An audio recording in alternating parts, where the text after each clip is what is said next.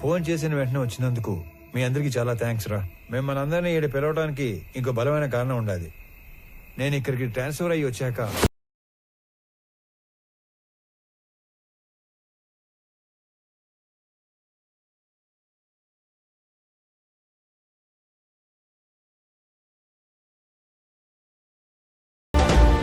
ఇప్పుడో వాళ్ళ నాయన కాలంలో ఆ పెద్ద వర్మ మా మెంబర్. ఈడసలు మా మెంబరే కాదు. పండి పండి. ఎవడో మాల్ తోలేవాడి గురించి మమ్మల్ని అడిగితే మేమేం చెప్తాం? మాలంటే మాల్ అంటే రకరకాలు ఉంటాయి సార్, అవన్నీ మాకు తెలీదు.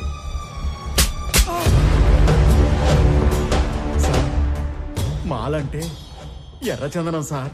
మిస్ అయిన 20 మందికి ఆ మాల్కి ఏదో సంబంధం ఉందని అక్కడే తెలిసింది. అయినా మామ, ఈ మిస్ అయిన వాళ్ళందరూ కర్ణాటక పోలీస్ కస్టడీలో ఉంటారేమో, ఒకసారి చెక్ చేసుకోవచ్చుగా?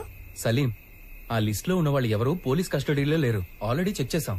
అందుకే నేను దీని రూట్స్ లోకి వెళ్ళాను. నేను మొదటిసారి తిరుపతికి వెళ్ళినప్పుడు శేషాచలం ఫారెస్ట్ తో పాటు చాలా చోట్ల తిరిగి స్మగ్లింగ్ గురించి డీటెయిల్డ్ గా తెలుసుకున్నాను.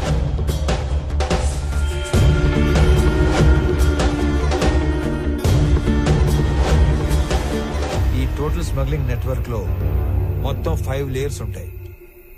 Number 1 wood cutters. వీళ్ళు పేద లేబర్. ఎక్కడో తమిళనాడులోని తిరువనమలై దగ్గర ఉన్న జవాదుమలై ప్రాంతం నుంచి వస్తారు. Second, loaders. వీళ్ళు శేషాచలం ఏరియాలో లోకల్ వాళ్ళు. సీక్రెట్ లొకేషన్ కి వుడ్ ని చేరుస్తారు. Third, keepers. వీళ్ళు కూడా లోకల్ వాళ్లే. సీక్రెట్ లొకేషన్స్ లో ఎర్ర చందనాన్ని కొన్ని రోజుల పాటు దాస్తారు. చిన్న మొక్కైనా సరే నీళ్లలో వేస్తే మునిగిపోయే గుణమున్న ఈ ఎర్ర కొయ్యని ఒక్కోసారి నెలల కొద్దీ చెరువుల్లో కుంటల్లో దాచి ఉంచి కాపాడతారు. Fourth, transporters. వర్మ లాంటి వాళ్ళు సీక్రెట్ లొకేషన్ నుంచి పోర్టు దాకా చేరవేస్తారు.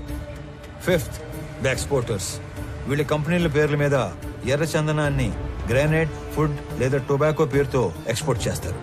పెద్దగా రిస్క్ లేని పని చేసే ట్రాన్స్పోర్టర్స్ మొత్తం ఇప్పుడు మిస్ అవ్వడమే ఓ పెద్ద మిస్టరీగా ఉంది. ఈ 5 లేయర్లు కాకుండా వీళ్ళందరిపైన ఒక కింగ్ పిన్ ఉంటాడు. వాడుక భాషలో వాడినే డాన్ అంటారు. ఈసారి 12 కంటైనర్ల ఎర్ర చందనం, దాన్ని తీసుకెళ్తున్న మనుషులు మిస్ అయ్యారు కాబట్టి నా అంచనా ప్రకారం వాళ్ళ మనుషులు కూడా వెతుకుతూనే ఉండాలి. ఈ కేసుని క్రాక్ చేయడానికి మీకు తెలిసింది చెప్పండి, చేయగలిగింది చేయండి. మీ అందరికీ తెలుసు నేను మైసూర్ దూరదర్శన్ లో పనిచేస్తానని. మంగళూరు పోర్ట్ ఏజెంట్ల ఇన్ఫర్మేషన్ మా దగ్గర ఉంది. ఈ ఎర్రచందనం స్మగ్లింగ్ మీద మేం డాక్యుమెంటరీ చేసినప్పుడు ఇదంతా గ్యాదర్ చేశాం. నీకేమైనా కాంటాక్ట్ తెలుసా? మైసూర్ ఫోన్ చేసి రేపే కొలీగ్ దగ్గర కాంటాక్ట్ తీసుకుంటా.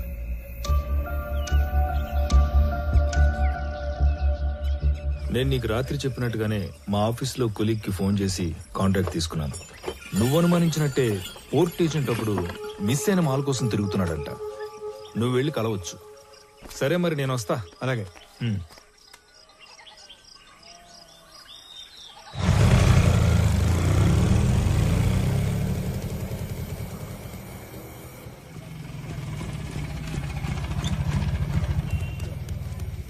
బస్ స్టాండ్ అని చెప్పి రైల్వే స్టేషన్ తీసుకొచ్చినావు ఏందన్నా?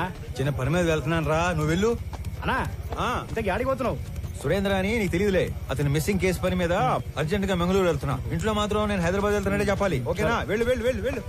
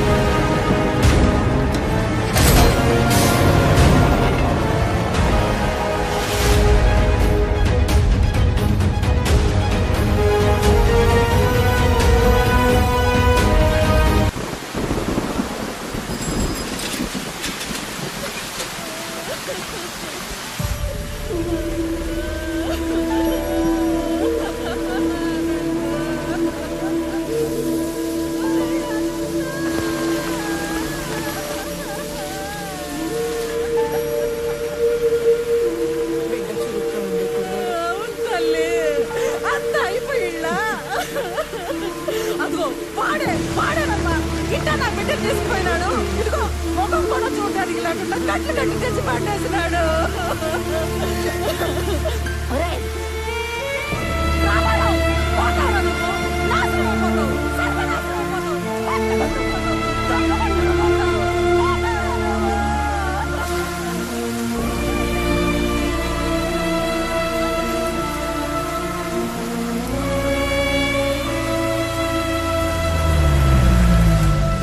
బస్సులో హైదరాబాద్ పోవాల్సిన ఓడివి ట్రైన్ లో మంగళూరు ఎందుకు పోతాండావురా? మీ పిన్నిసి ఆత్మనాటాలు మన కుటుంబానికి తగిలేట్టు ఉండాయిరా. ఈ గందరగోళంలో నా గుండె ఆగిపోయేట్టు ఉందిరా. నిజం చెప్పరు. నేను చెప్పింది నిజమేనా? నిజం కాదు, అన్ని ఉత్త కూతలే. ఇదిగో పెద్దాయనా, మీ వాడు ఏం చెప్పాడు? ఆ బాడీ ట్రైన్ లో నుంచి జారి పడిందన్నా. అస్సలు కాదు, రన్నింగ్ ట్రైన్ లో నుంచి ఎవడో బలవంతంగా తోస్తే ఆ బాడీ బయటపడి తుక్కు తుక్కు అయ్యింది. రామారావు బల్లె దొరికావరా సామె.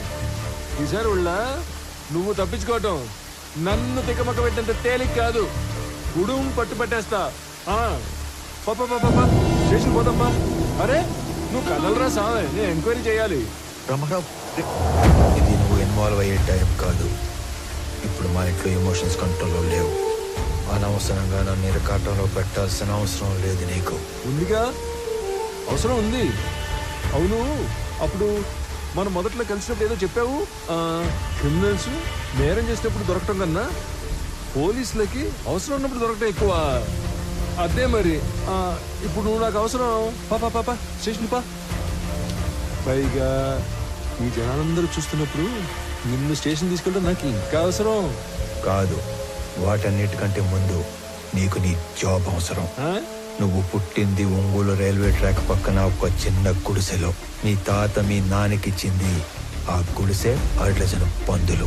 మీ నాన్న నీకిచ్చింది ఒంటి నిండా దెబ్బలు, పీపు నిండా వాతలు. నీకు వచ్చిన జీతం అంతా దాచిపెట్టిన నీ ఆస్తి మొత్తం 9 నుంచి 10 లక్షలు ఉండాలి. కానీ ఈరోజు నీ ఆస్తి దాదాపు 3 కోట్లు.